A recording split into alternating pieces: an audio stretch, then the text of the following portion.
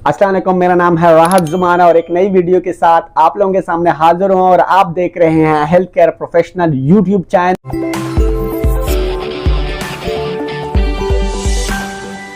तो हमेशा की तरह एक नया टॉपिक लेके आया हूं क्योंकि काफी ज्यादा कैंडिडेट जो है वो कंफ्यूज होते हैं कि अगर हमारा एलिजिबिलिटी लेटर एक्सपायर हो जाता है तो हमें क्या करना चाहिए।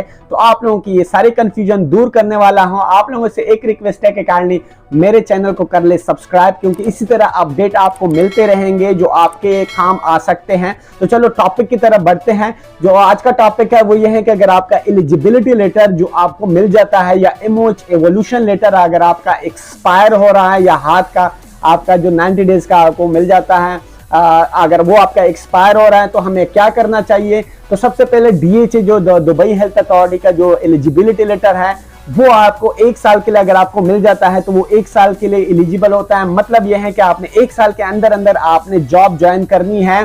तो अगर आप फॉर एग्जांपल जॉब ज्वाइन नहीं करते किसी भी हॉस्पिटल में या जॉब नहीं मिलती या आप अपने होम कंट्री में रह जाते हो, आने में आपको देर हो जाती है, तो आपने क्या करना होता है कि एक्सपायर से 1 दिन पहले या 2 दिन पहले आप जो है ना उनको रिन्यूअल कर सकते हो। आपके जो है ना उनका कोई हेडेक नहीं है कि आप दोबारा एग्जाम देना पड़ेगा। एग्जाम आपको नहीं देना पड़ेगा, सिर्फ आप अपना जो एलिजिबिलिटी लेटर है वो एक्सपायर होने से पहले आप जो है ना वो आप रिन्यूअल कर सकते हो। अगर आपको रिन्यूअल करवाना है तो आप हमसे राब्ता भी कर सकते हैं, हम आपको प्रॉपर्ली समझा सकते हैं और हम आपको रिन्यूअल भी करके देते हैं। और दूसरा, फॉर एग्जांपल आपका एलिजिबिलिटी लेटर एक्सपायर हो चुका है, मतलब ये कि आपका जो 1 साल का एरिया है आपने जो आप है टाइम लिमिट मिला है उसके अंदर आपने कोई भी जॉब ज्वाइन नहीं की है और आपका एलिजिबिलिटी लेटर एक्सपायर हो चुका है, तो तब हमें क्या करना होता है कि तब हमें थोड़ी बहुत जो है ना वो करना पड़ता है कि आपका जो गुड स्टैंडिंग सर्टिफिकेट है और साथ में जो रजिस्ट्रेशन सर्टिफिकेट है जो आपको अपने होम कंट्री से मिला हुआ था वो दोबारा आपको वैलिड चाहिए है, तो तब हम आपके लिए अप्लाई कर सकते हैं।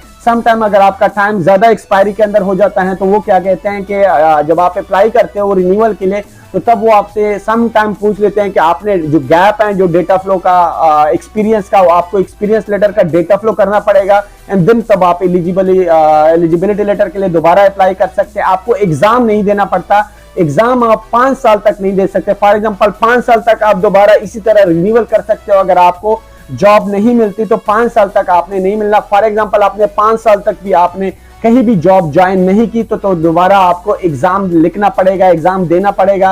आपको 5 साल मिलते हैं कि 5 साल के अंदर आप कहीं ना कहीं आप ज्वाइन कर लो किसी हॉस्पिटल को, तो वो आपका जो एलिजिबिलिटी लेटर है वो लाइसेंस में कन्वर्ट हो जाता है, तो आपको एग्जाम नहीं लिखना पड़ता। इसी तरह जो हाथ का है, हाथ के लिए आपको जब आपको एग्जाम पास कर लेते हो तो वहां पे आपको एलिजिबिलिटी लेटर या एवोल्यूशन लेटर आपको कुछ भी नहीं मिलता, सिर्फ आपको जो है ना वहां पे एग्जाम पास लिखा होता है और आपको एक ईमेल आ जाता है कि 90 डेज के अंदर आप 90 दिन के अंदर अंदर आप जो है ना किसी भी हॉस्पिटल को ज्वाइन कर ले ताकि जो है ना आपका जो लाइसेंस आपको मिल जाए, लाइसेंस में कन्वर्ट हो जाए।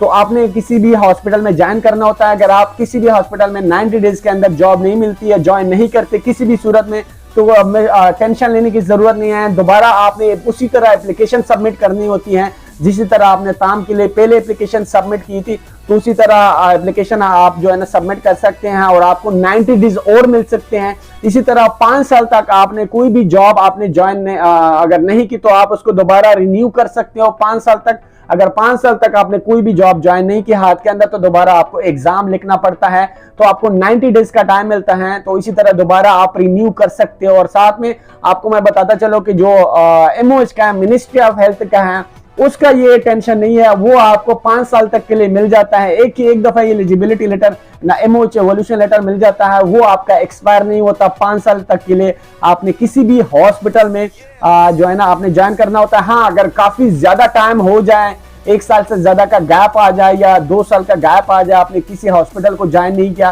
तो तब जब आप वहां पे लाइसेंस एक्टिवेशन करते हो तब वो आपसे कहते हैं कि आपका जो रीसेंट एक्सपीरियंस है वो आप जो है ना उनका डेटा फ्लो करवाया। डेटा फ्लो करवाने के बाद आप अपना लाइसेंस एक्टिवेट कर सकते हो उसी हॉस्पिटल या क्लिनिक में।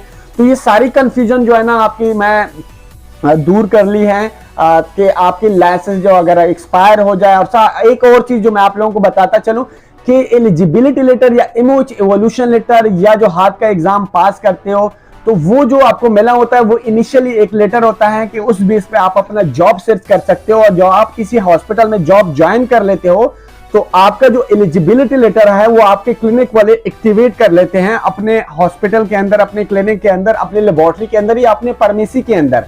तो वो जो एलिजिबिलिटी लेटर होता है वो आपका लाइसेंस के अंदर कन्वर्ट हो जाता है। तो आपको वो हॉस्पिटल वाले फिर लाइसेंस एक आपको दे देते हैं। मैं आपको अपना लाइसेंस भी शो कर सकता था, लेकिन अभी मेरे पास इस टाइम नहीं है, ऊपर एक दूसरा अपार्टमेंट में पड़ा हुआ है। तो वो आपको लाइसेंस एक मिल जाता है, जिसके बेस पे आप अपने वो जो है ना, आपको कार्ड टाइप होता है, जिस तरह आधार कार्ड होता है या पाकिस्तान में जो आईडी कार्ड होता है उसी तरह होता है, दोनों साइड पे लिखा होता है, आपकी पिक्चर लगी होती है, फोटो। तो वो आपका ओरिजिनल जो है ना लाइसेंस होता है। उसकी जो फीस होती है वो क्लिनिक वाले पे करते हैं।